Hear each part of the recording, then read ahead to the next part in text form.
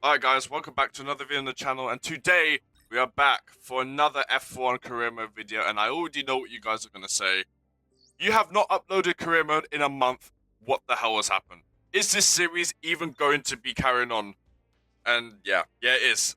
I don't know, I've just kind of not been enjoying F1 recently, so I've kind of just been taking a break from F1 and focusing on some other content, but doesn't mean I'm going to throw it away completely. I have been getting the spark back, let's say, for F1 26. And yeah, I've just not really been enjoying racing the regulations, but I decided let's just go back. Let's continue on with the series, because Okay, here's an update. We've got a leak in the hydraulic system, so it's going to be a few minutes before we can get you back out on track, I'm afraid. and we have to deal with a braking system fault already. Anyway, we're here for the Japanese Grand Prix. We're on to qualifying, just jumping straight in, not wasting any more time, having to get used to this car. Going into turn one, you can see a little bit of understeer. And this car, we have got some upgrades for this season, or should I say for this weekend.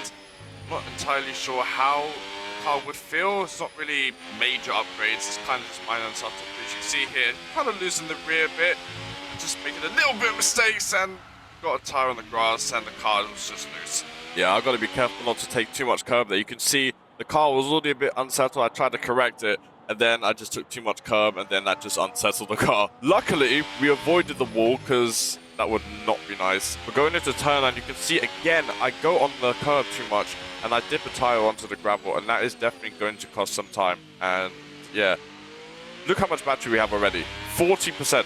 And most of the time there, I wasn't really using it, and already going into turn 12/13 into end of sector 2, battery's drained. And this is like a crucial section where you have to manage your battery in order to have enough on the straight into the second straight zone. And going into turn 14, Jesus, the car was a little bit slightly over the end, but yeah, just it wasn't really the best of laps. But it was our first lap getting used to this track. I'm having to get used to a lot of lift and coasting around here, and just I'm not used to these regulations. Like, I don't know, my battery saving on this is awful. But yeah, 3/10 off P16, currently P18. That was a terrible lap.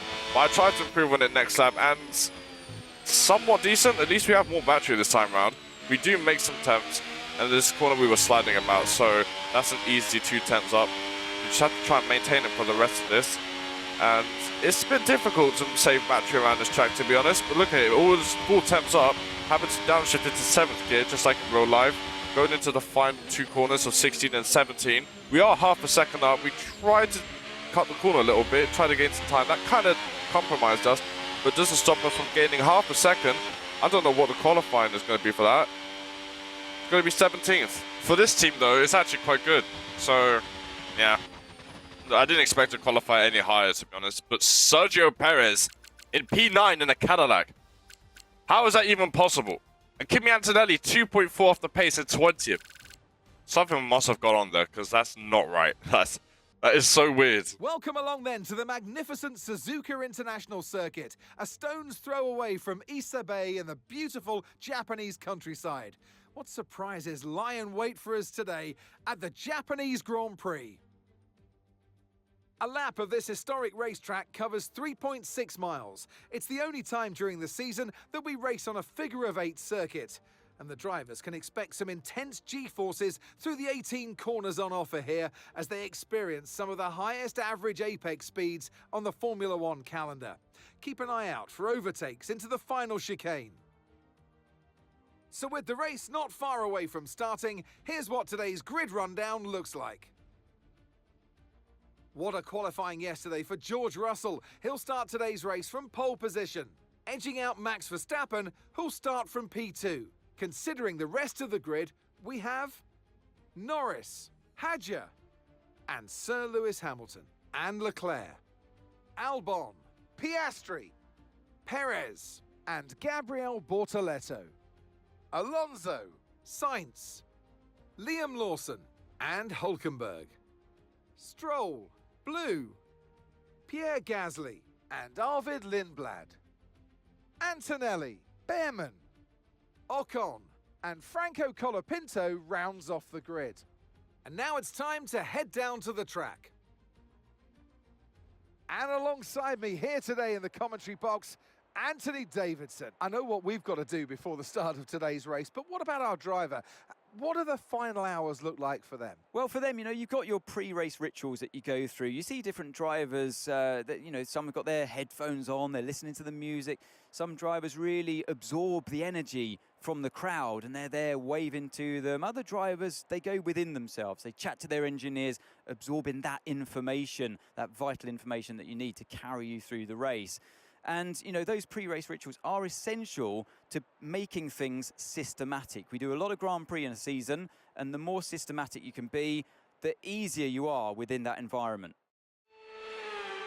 I honestly don't know how our teammate managed to qualify in the top 10 in this car, out of all cars on the grid. We're like the second worst car on the grid, and this guy manages to pull up a P9. Impressive, but the AI is a bit inconsistent in this so far.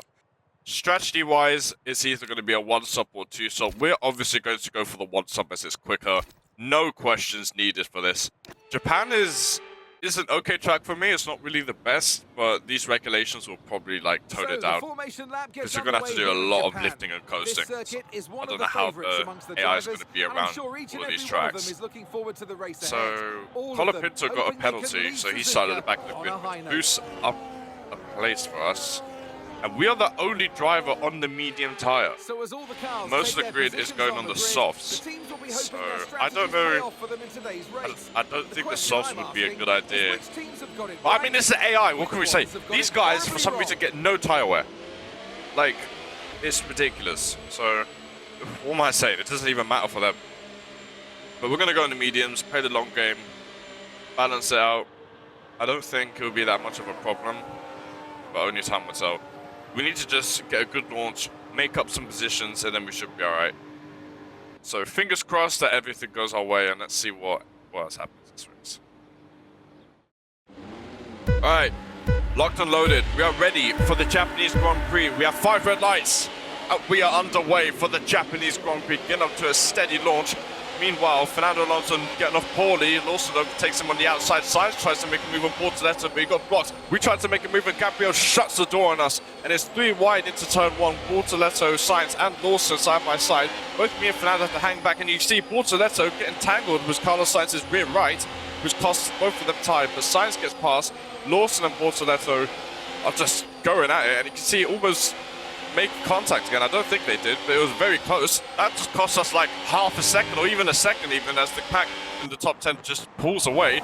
Sergio Perez is still in 9th. Russell leads from Verstappen, Norris, and Hamilton, and Isaac Hadjar. So not much overtaking has been happening in the front, but a lot more in the mid-pack and the rear. We're going to try and send it into this corner. Down the inside, we go into Gabriel Bortoleto.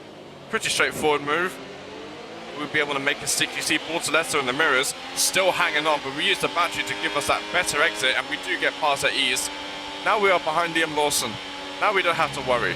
Things seem to have cooled down here as we go into sector 3 and heading into 130R. We have enough battery. We're going to use it to give us an opportunity to go down the inside into 130R on Liam Lawson, and we make it up into P11 by the end of lap 1. As you can see, Sergio Perez gets overtaken by Carlos Sainz.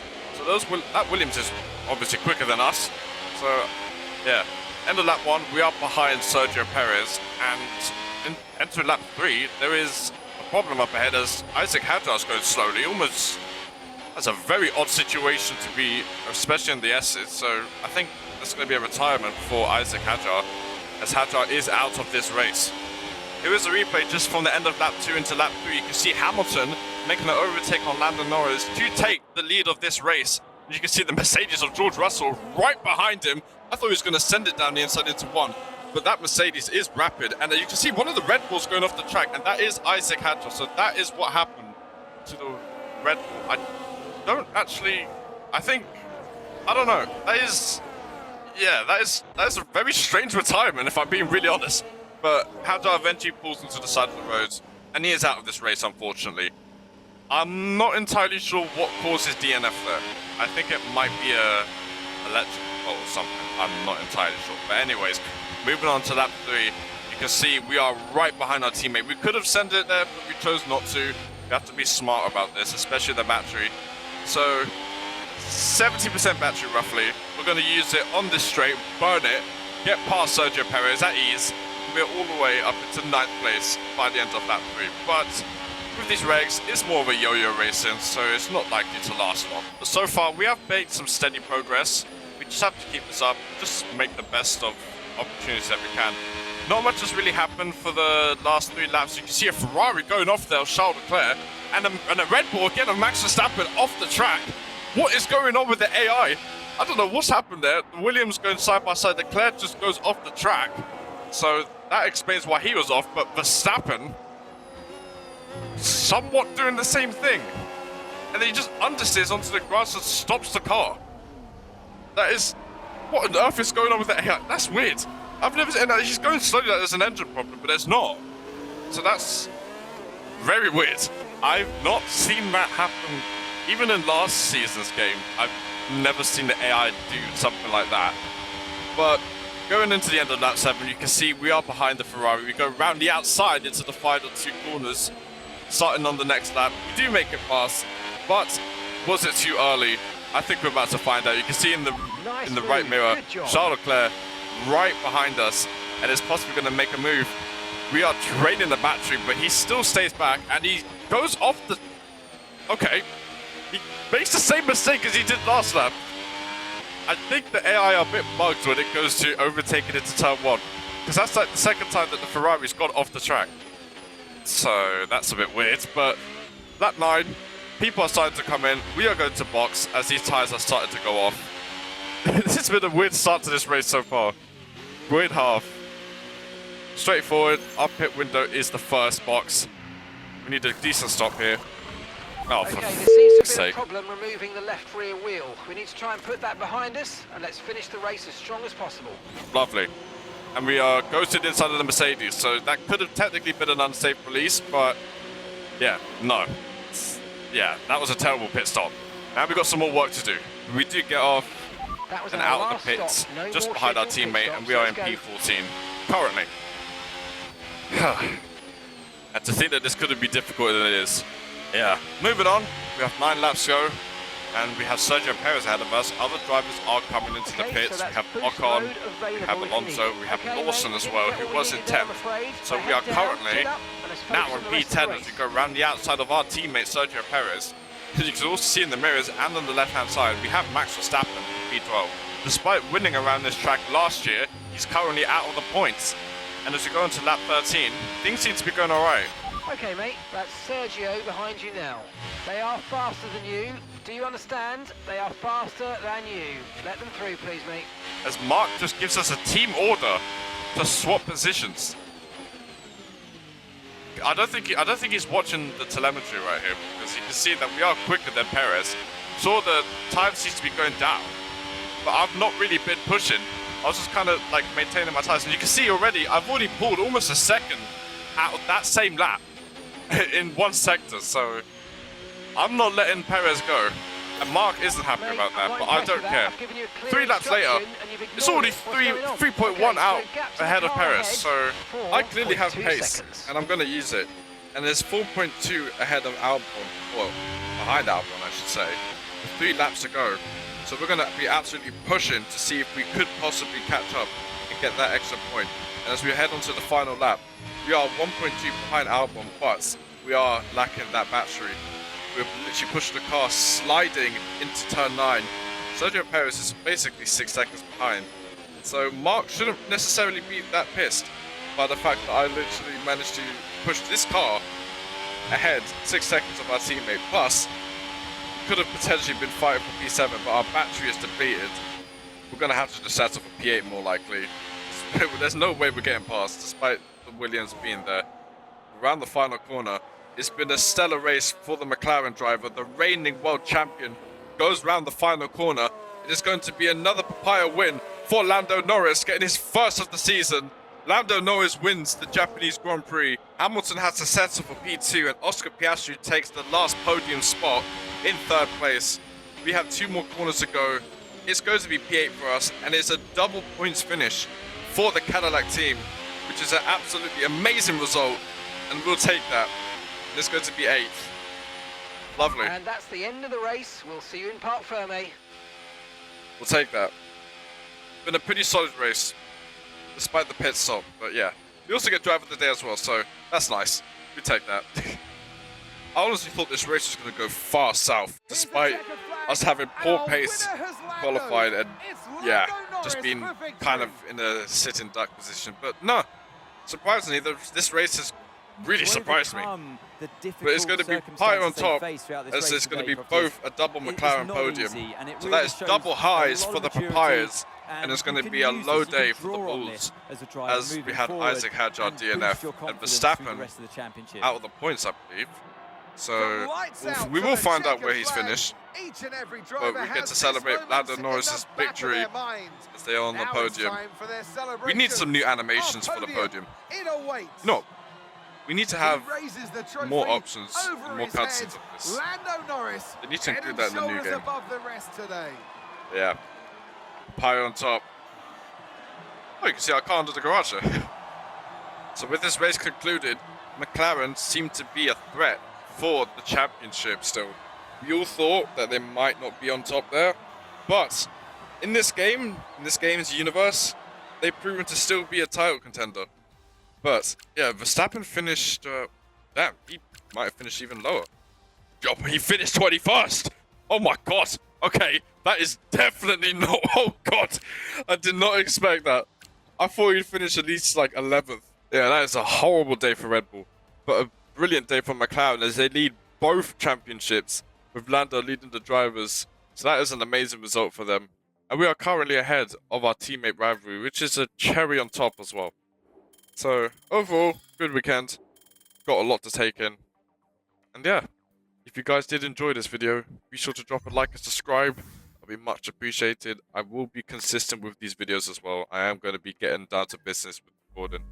So stay tuned, and I'll see you lot in the next episode.